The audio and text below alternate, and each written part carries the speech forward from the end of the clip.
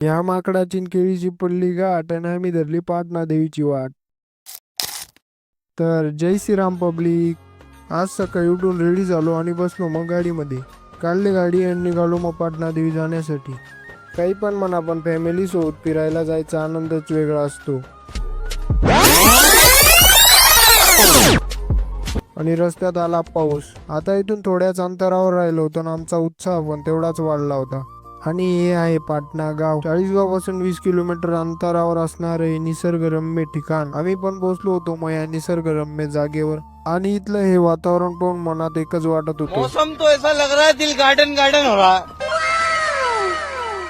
हे ते चंडिका मातेचं पुरातन मंदिर आहे. आता आम्ही चाललो होतो मंदिरात दर्शन घेण्यासाठी. या मंदिराचा इतिहास बघितला तर 12व्या शतकात या मंदिराचे निर्माण झाले होते. पावसाळ्याच्या दिवसात येथील वातावरण तर खूप नयनरम्य राहतं. आमचं दर्शन तर घेतलं गेलं होतं आणि मामाने एका बुक्कीत नारळ फोडून काढलं होतं.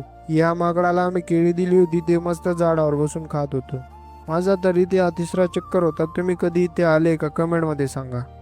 धबधब्याकडे पण जायचं होतं पण वरती जायची परमिशन नव्हती.